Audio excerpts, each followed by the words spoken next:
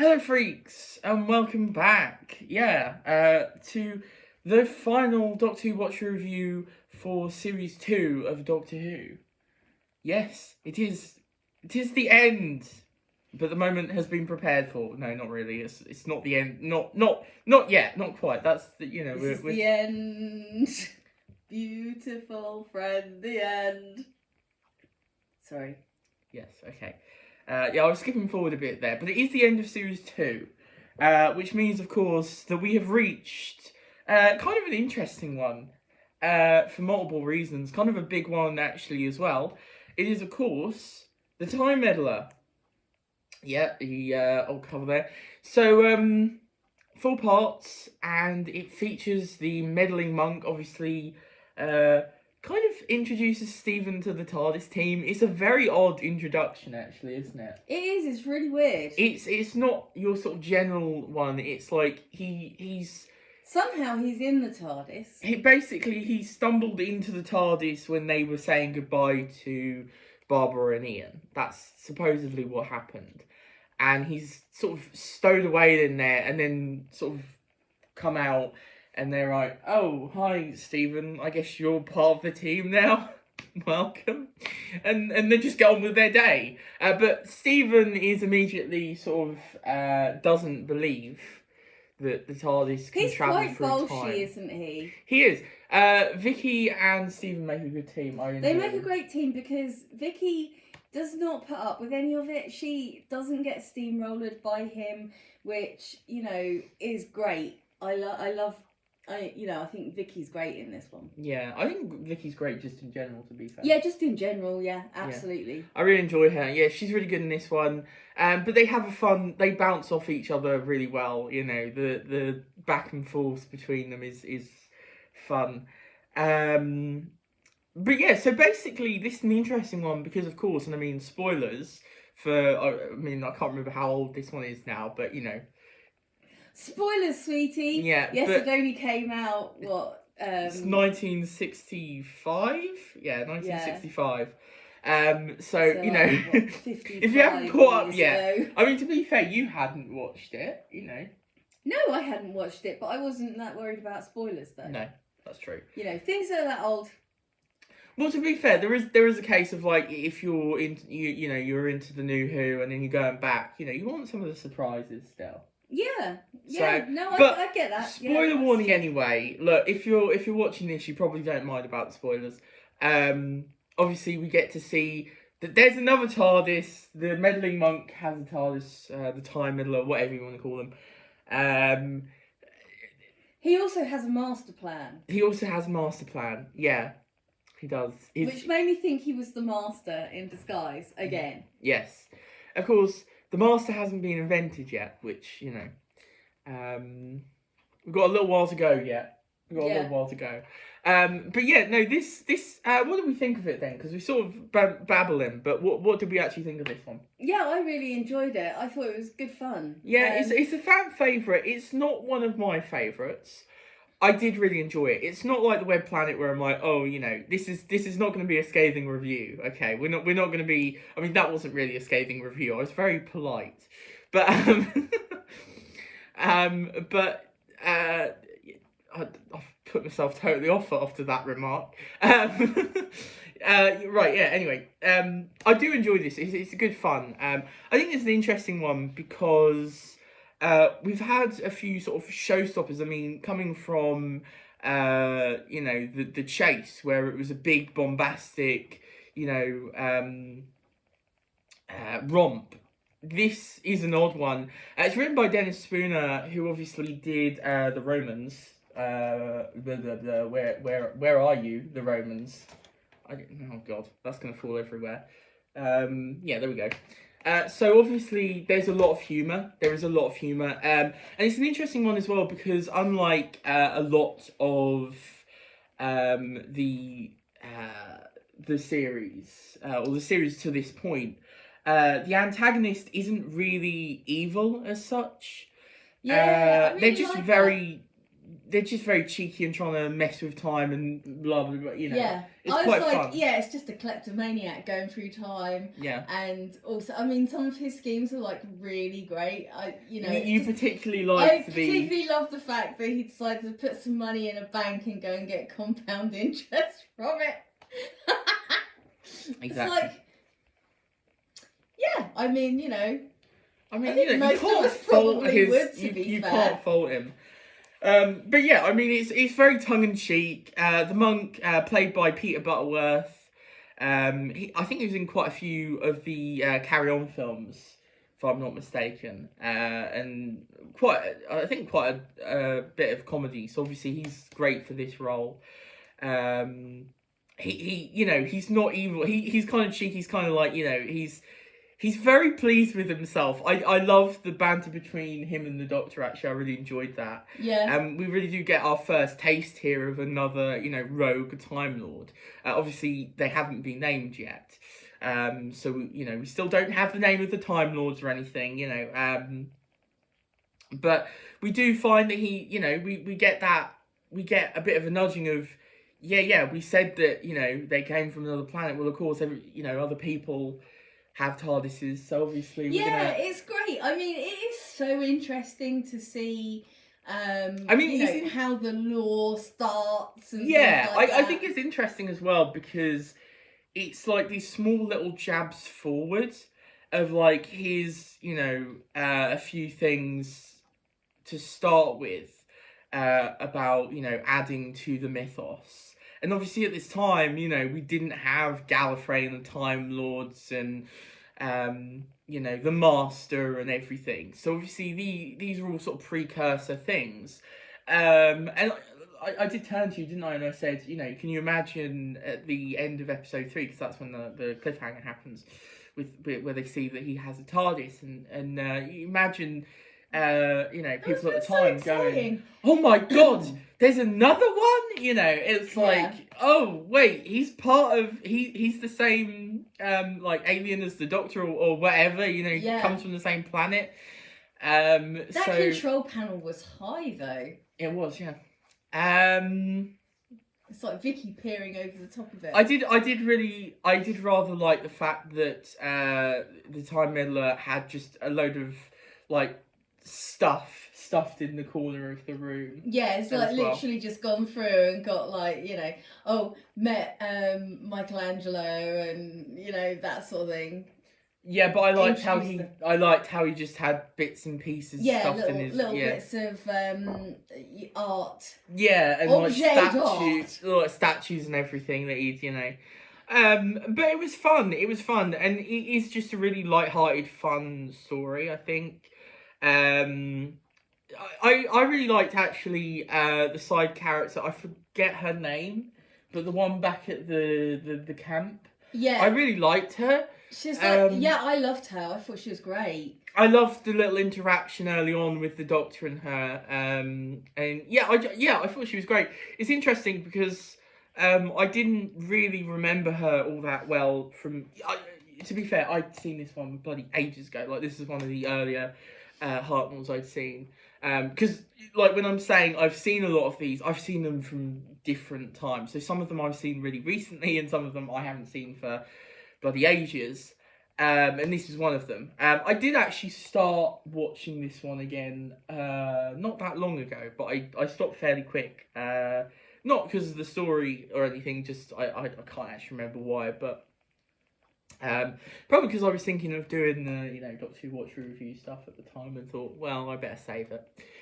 But she was Saxon, wasn't she? Saxon? Yeah, because the whole thing is sort of hinging. This is interesting as well. Sorry, I was going to say something. I can't remember.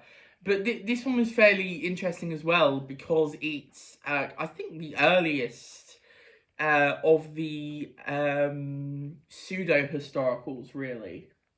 I'd say. I think, anyway. I don't think we've had anything before this where another alien presence was in time along with the Doctor, you know. Yeah, trying to derail things. Well, because obviously, you know, pseudo-historicals were a big part of, you know, later Doctors. Or at least, like, you know, a reason Fourth for Doctor. being there, yeah. At least the Fourth Doctor and stuff. Well, no, I mean, as in they were stories, they occurred a lot, those pseudo-historicals. So obviously this is kind of an early example of that. I think the first example of it, and it is interesting. I mean, obviously they wouldn't pick this up again until I think, would it be like the Time Warrior? I guess I think that's what it's called, isn't it? Yeah, the Time Warrior. With the Sontaran, so that's very interesting. It does feel kind of fresh, and different from what we've had before of not really focusing on the time period and them getting mixed up in the time period. It's more, the time period is still important. Like, obviously, it's a big plot point in the story that, the meddling monk is trying to change history. One thing I'll say with this one is that it's obvious that, like, because the whole thing with it, we can't change history. I think maybe they should have gone a little bit further of, like, properly dissecting that slightly more, because they sort of hand wave it like, well, we can't because things would change. I do like what Vicky says. It's like, everything would change, all our history books, everything, until that history complete, didn't happen, which would lead to certain people not existing, which would probably lead to them not being in the situation. It's that kind of thing where it's like, obviously there is a big reason for not wanting to change history, but obviously I don't think they go quite, but it's fair enough, whatever. It's just fun, it's a good time. Unfortunately, we're not going to be seeing the meddling monk again, even though he does appear again, in the epic. I believe it's like 12 parts, or it could be long. It could be longer or shorter. I can't remember. I think it's 12 parts though, in the Daleks' master plan. So, which obviously is not all missing, but a lot of it is.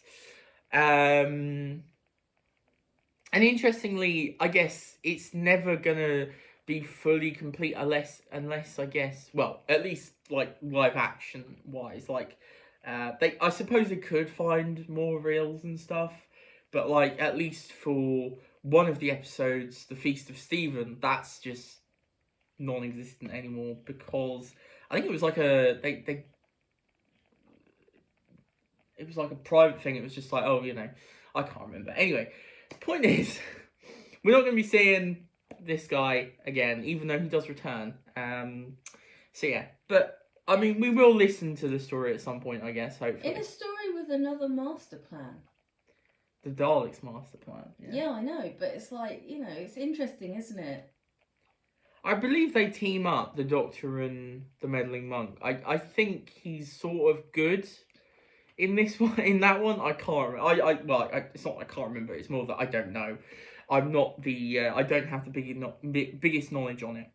But yeah, this is fun. It also ends with one of my favourite, villain antagonist things of like, oh, he shrunk my TARDIS sort of thing, he shrunk the inside. It's like the same size on the inside as it is on the outside. Yeah, it's quite funny. I like that. Nightmare. I like that. So yeah, he got stranded, but yeah, it's fun. I love the fact it just looks like a battery box that he's pulled out. Yeah. It's fun. I enjoyed it. It has lots of springs and things that get stuck and battery boxes. It's interesting, actually, isn't it? That so one thing they said about this, and this is kind of a rule early on, is that they can't return to the same spot because there's a technical fault. So they just keep travelling and they don't know where they're going to end up. But they can't, if they take off, they can't return back. So I found that interesting because obviously at some point that must have got fixed. Yeah. Because obviously, later on they do that, So it's interesting, but I don't think it's ever done in the series. Not to my knowledge. See, I thought the time and space visualizer might do something like that, because it was like, you can see a certain time, so then you could locate it maybe, but didn't work like that. No, it was a random thing that appeared in that It episode. was just telly. It was just a telly for that random thing in that episode for one episode for a few minutes. It wasn't really all that important. It's just they've got a telly room. It's just for their plot point, really, isn't it? Just so they know that the Daleks are coming. But yeah, this was good fun. I enjoyed this. I did. I wouldn't rank it as one of my favourites. Would you? No, same. I just thought it was really good fun, but I really It is did like, what the hell was her name? No, I can't remember. I like the Viking with the fountain hair. Yeah, I was saying that actually reminded me a lot of the 80s. We all had our hair in little fountains. Yeah. But yeah, no, it was fun. I did enjoy it. Personally, I think the Romans was better, but you know, from this person. Yeah, the Romans was great. I loved the Romans has to be one of my favourite stories now. It's just absolutely wonderful. I love it. It is. But yeah, no, this is a fan favourite, and I can totally see why. I mean, it is a big one for a number of reasons. So I get it, you know. Now, we're not done with Series 2 just yet, because like with Series 1, we've got a wrap up to do. So we're going to be giving... This is why we didn't bother with the reviews, because it's like, I'm going to leave that to the end, so we can do it in a big wrap up, reviews, you know, ranking, all that sort of stuff. But also, obviously, you might have realised that we're now heading on to Series 3, and most of Series 3 is missing.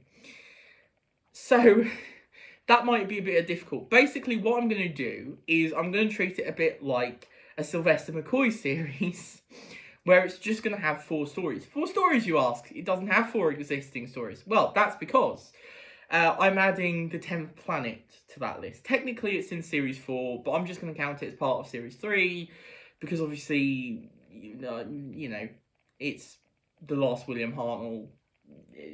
It's kind of the switching over point. It's fine. We'll just count it as part of Series 3. And then Series 4 will be Patch Troughton, and that'll be a bumpy ride because a lot of those are missing. We're going to have a lot of gaps. It's going to be very choppy. So yeah, basically, it's going to be the Ark next to start Series 3. Then I think it's Gunfighters, then the War Machines, and then the 10th Planet. So that'll be a 4-story series, basically. Listen, if anyone out there ever manages to invent a time machine, please, for the love of God, can you go back and save the Patrick Troughton stories? Because, well, and the William Hartnell. Well, and William Hartnells that are missing. But, you know, I mean, mostly it's Patrick Troughton that's missing, isn't it? Well, I mean, a lot of those have been animated now. And, I mean, obviously, he was, yeah. I mean, you know, really, you just need to get Series 3 back. Well, can we just get all the ones that are missing? Exactly. Just go back, record it. I don't care how you record it. Just seriously. And then let everybody see it. Mm. Well, just nip back and get them before they put it on the bonfire. Did they not just record over it? Well, some of them they did, but a lot of them they just burnt. What? I mean, it wasn't quite a bonfire, but you know, it was sort of a similar thing. You know, there's a lot of like, you know, basically it was these are useless now. Film is expensive, so they've recorded over it. No, it's a bonfire. Are you kidding me? Well, I don't think it was quite a bonfire. I don't really know, but I do know that they did like destroy them. Basically, some of them they did take over. Some of them they destroyed. I can't, you know, obviously, I don't know the whole story, to be fair. There's a very good, get off my foot. Sorry. There's a very good... Sorry. There's a very good thing done by, I forget their name now, but you know who I'm talking about. I don't. Any Doctor Who fans know, it's like a YouTube series that was done by a YouTuber, Josh Snares, I think they're called, and they did a whole thing about like what sort of happened to them, the likelihood of them getting found and also animated and different things like that. I recommend that. But yeah, okay then, that's the end before we, you know, make this any longer than it needs to be. We do that constantly. Yeah. So yeah, that was good fun. Okay, we will. Yeah, Guff. So in the link in the description is podcast and Twitter. Leave a like and subscribe if you enjoyed the video. And obviously hit the bell if you want to keep up to date and get the videos and stuff. We will see you in the next video. Bye. Bye. Bye. Bye. Bye. Bye. Bye. Bye.